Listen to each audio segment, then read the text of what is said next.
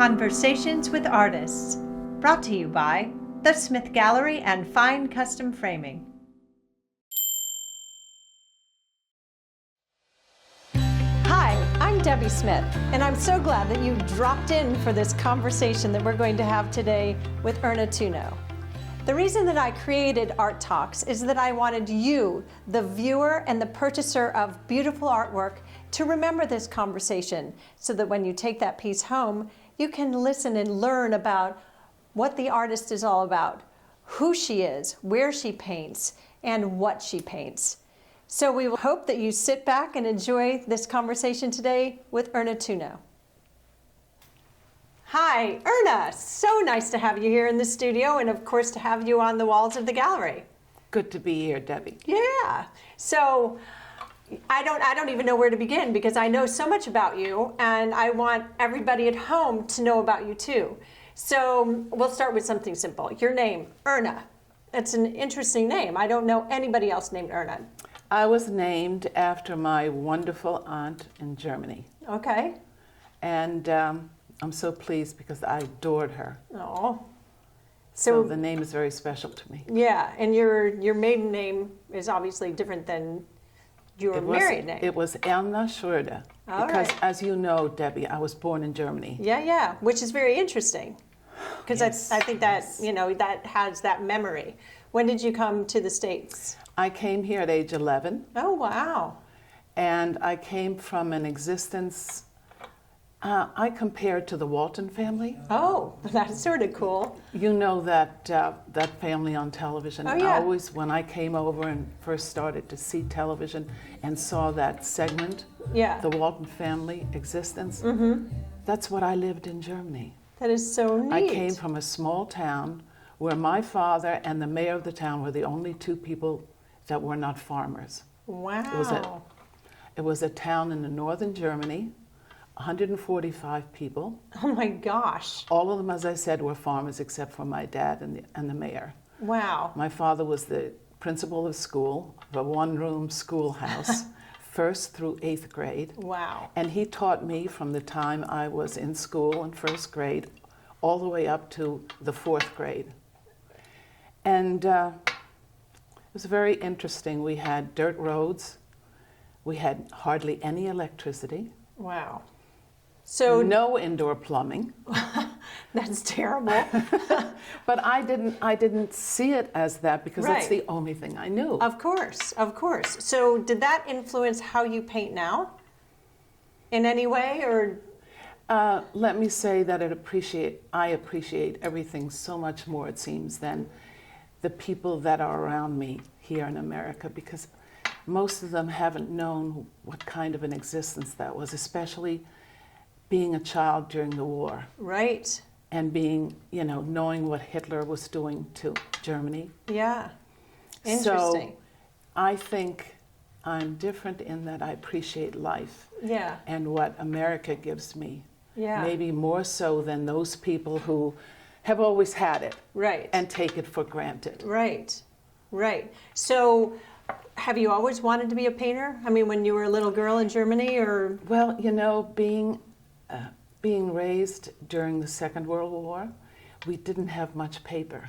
Well, sure. So in the classroom, we had a slate board that we wrote on. Oh, yeah. And my dad would write everything on a slate board. But paper was precious. Right. But how did you get to watercolor then? Or how did you get to be a painter? I was drawing as much as I could. Okay. Whenever I had the possibility. And I remember being in the dining room of our house. I'd always go underneath the table, underneath the tablecloth in the dining room, and draw. And I loved doing that whenever I had a chance, maybe at the edge of a newspaper or something that I found that I could take a pencil to.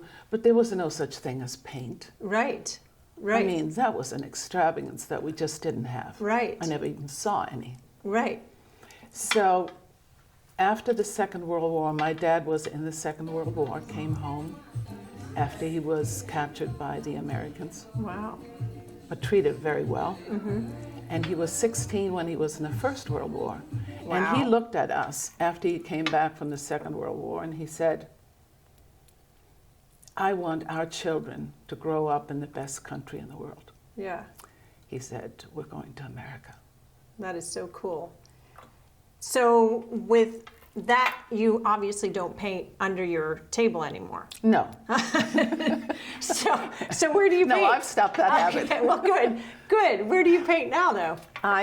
Rod built a beautiful studio for me in the house that we lived in for 30 years. Oh my gosh. And then when we downsized, we moved into a townhouse. And I now have the loft as my studio, and it's a perfect place to paint. Do you have a lot of light that comes in? Beautiful. It has a beautiful skylight. It has the light from our living room below, and fantastic lighting above my paint table. Right. So it's a perfect place to paint. Wow. A little bit away from everything, but part of everything. And do you like to paint flat, or do you like to paint on an easel? Or does it matter? It matters because watercolors, especially the way I paint, are very liquid. Yes. Everything would just roll down if I were on an easel. I've seen you paint before. Yeah. But I also saw some of your techniques when you did a demo here. Mm-hmm. So can you talk a little bit about your techniques and how you do watercolor? Because I know you said wet. Maybe they don't know exactly what wet watercolor means. Well, dry. I take a piece of 300-pound watercolor, which is my favorite. Oh, yeah. Piece of watercolor. Yeah. Base. And I wet it as much as I can. Oh. My watercolors are truly watercolors. Yeah. There's a lot of water involved. Right. Right. And I like the color to float in the water. Yes. And then do wonderful, exciting things. Yes. Well, I think that's how you do some of your skies. That's how I can look at a painting and know it's yours, and I think it's because of the way that you create the water and the sky. Yeah, and I find that I do a background on my paintings. Yeah. 3 different applications of watercolor. Okay.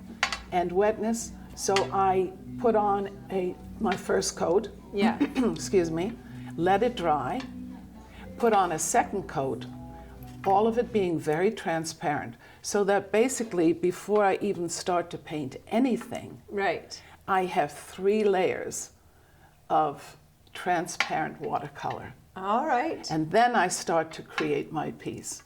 And sometimes I see something that I hadn't anticipated, but it's kind of a happy surprise. Yeah, yeah. So I work with that. Well, that's really, really interesting because I know a lot of watercolor artists, but I think you're the one that paints the loosest in terms of, how you create. Not in terms, because you look at those buildings behind you or even, the shutters, you are very specific when you paint buildings. How is it that you meld the two together?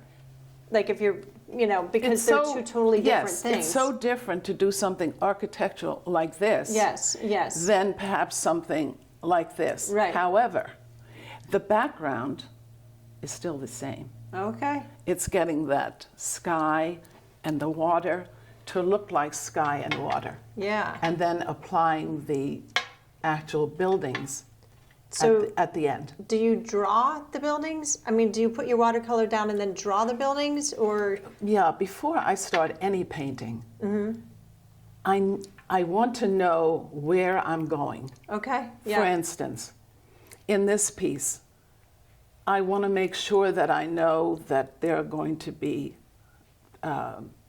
mountains, and there will be trees in the river. So I will make a mark where the river ends, where the sky starts, and in between where the trees are and the mountains are. Oh. So I will just have a few lines to direct me in the right direction. Yeah. So you're not just going to a blank canvas and just sort of letting your brush take you. No, I need to know what direction I'm going in, but there's very little drawing. Whereas in this, of course, it's very architectural, and I do that very painstakingly. Well, I bet you have to, and it's beautiful because you can't get a lot of watercolorists can't get the detail that you have gotten in your architectural, and yet the gentleness that you get with your water and your skies. Well, I enjoy both. Yeah. Well, I'm glad you do both. Yeah. I enjoy both, and I love doing commissions. I was going to say, I think you've done some wonderful commissions. I do enjoy commissions. However, I really do enjoy doing a painting that I want to paint. Right. Not that someone dictates the color and the subject, etc. to me. Right, right. So yes, I do commissions, Yes. but I also Erna love does to do. commissions. And I do landscapes, seascapes, still lifes, and portraits. Yeah. And I adore portraits. Well, yes. Tell me about the portrait that's behind me. That is a picture that was painted. Now let's see, my grandchildren. Rebecca is now 30. Wow. Brad is 31. And there they are pictured at age about 4 Wow. and 3. And I call it kissing cousins because that's what they are. Oh, very neat. Brad is the son of Daryl and Sue, my son and daughter-in-law. And Rebecca is the daughter of my daughter and son-in-law. Wow. And so they came together at our house every year for Camp Tunno Oh. for a whole week. Yeah. And I would spoil them rotten I'm sure you would. and, paint with them. Yeah. They learned to paint. They painted in my studio. Do they still paint? Every once in a while they do, and they're quite remarkably talented. Well, so they got it from you. Well, my children are also talented. Yeah. Yeah, so But I mean, they got great. it from you too. Yes, they did. They did. Is there a particular artist that you would say that you paint like, or that you emulate or love, or in any of those categories? Well, I would love to say that my favorite artist, I'd love to say that I paint like him, but my favorite artist is Rembrandt. Oh, very nice. Yeah. I stand in front of a Rembrandt painting and I cry. Oh. I mean, just thinking about it now, I went to Paris in October. Yes. And my daughter took me for my birthday present. That's a wonderful birthday present. It was delayed for 3 years. She was going to take me for my 80th birthday. Uh-huh. COVID. Yeah. 81st. COVID. Right. 82nd. COVID. Right. Finally, the magic year, my 83rd birthday, I went to Paris. And Alita took me. That was her, as I said, her birthday gift to me. Yeah. And I went with Rebecca, her daughter, my granddaughter, and my daughter-in-law. Oh my gosh. So it was a girls' trip. That's a wonderful trip. It was absolutely wonderful. Yeah, and you got to see all kinds of artwork and architecture, which I'm sure inspires you when you got back home. So yes, so Alita, of course, she just got a guide for us to go through all the museums. Wow. And she knew that I wanted to see all the Rembrandt paintings. So I stood in front of all of Rembrandt's paintings. And they just allowed me to use all the time in the world. Right. They didn't say, "Oh, Mom, come on, let's go. We got to go. We got to go." I just, soaked it in. lavished. Yes, Yeah. soaked it all in. So you had no makeup on by the time you left the museum. Well, it was a little troubling. I guess so. I was at the Metropolitan Museum of Art one year, and I walked in, and a woman stood in front of a painting, and she looked at me and she said, "Come here." And I walked over, and she was looking at a painting that was huge, and it was a white canvas, and it had a little black spot on the top left corner. And she was in tears over it. She was so moved by this painting. And for me, it was hard to understand. So she said, "Isn't it beautiful?" So I looked at it, and we sort of said a few words, and we parted ways. As I said, I was on my way to see Rembrandt's paintings. And as I got there, a man was standing in front of a Rembrandt. And he was red-eyed. He felt the same way I did. Oh, yeah. So there we were, standing in front of a Rembrandt, crying. Yes. because of the beauty of it all. It really spoke to us. Right. So art is very personal, isn't it? Right, absolutely. She absolutely. was just blown over with this piece of what I call modern art. Right, She loved it. right. And it spoke to her. It spoke to her. Right. I don't think a Rembrandt might have spoken to her. Right. But it did to me. I mean, I think that's what we tried. I mean, not try, but as an artist, you want a response to your work. Absolutely. So, but the conversation or whatever somebody sees in your art is not going to be the same from one person to the next. No. But that you still have a reaction to your artwork, I think that's what we strive to do.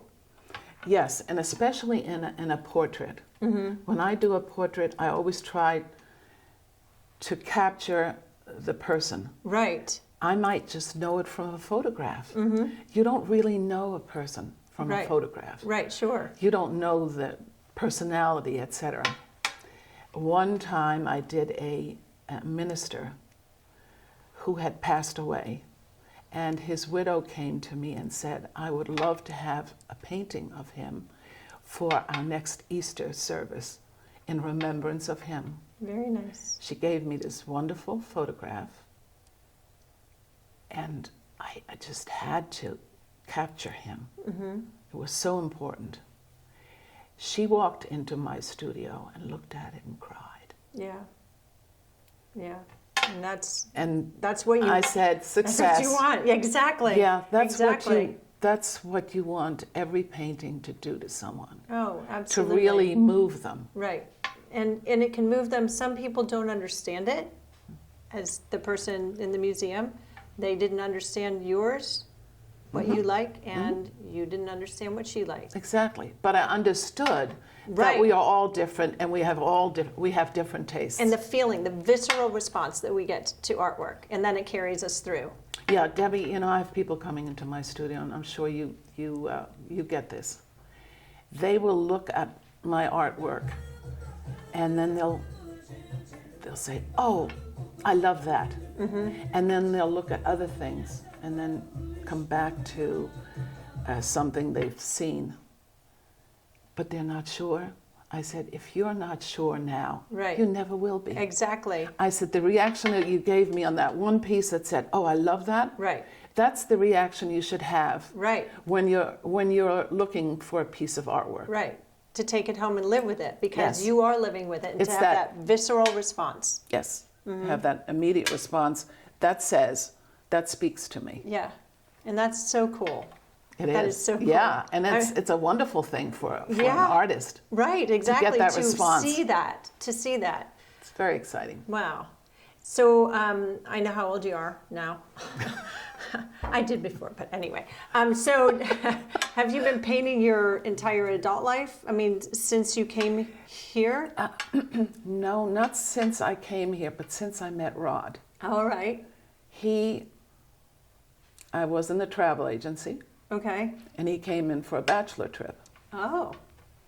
So I gave him all kinds of brochures. He wanted to go for a month to the Caribbean. I gave him brochures this high. I had just been in the Caribbean. I said, "Oh, you'll love this and you'll love that, etc. Right. Take these home, look them over, and then come back and we'll talk."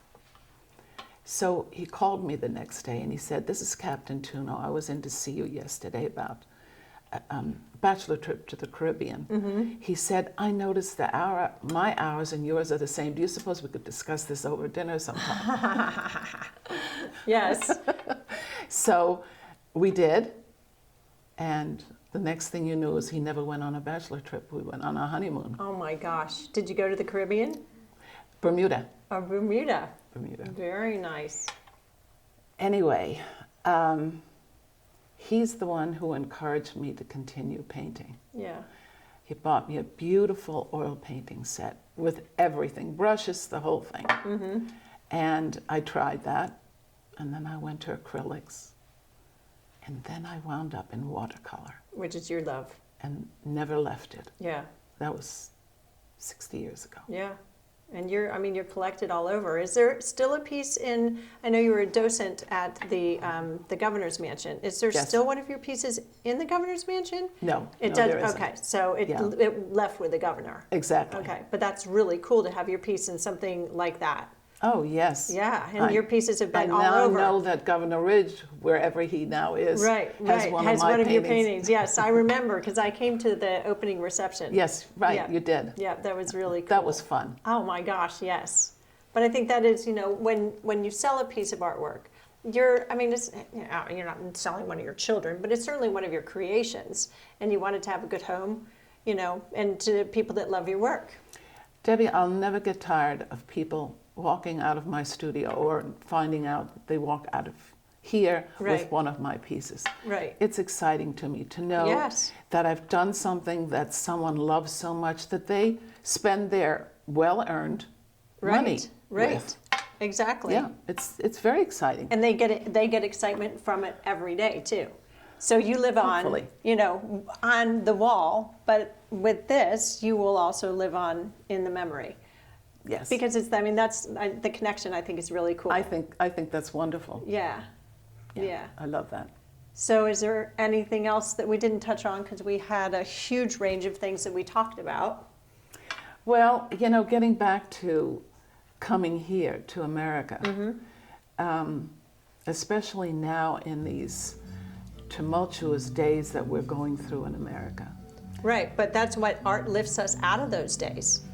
Oh, certainly does. Absolutely. But I have to say that when I first came, we got off the ship in New York City, in Brooklyn. Yeah. In our town in Germany, we only had one automobile, and that was the mayor's car. The Oh my rest, gosh. everyone rode a bicycle. Right, right. Well, with 145 people. Yeah. And So, thousands of cars, skyscrapers, television set. Right. I saw the first television, and I went behind the TV to see where they were- these people were. if they were behind there.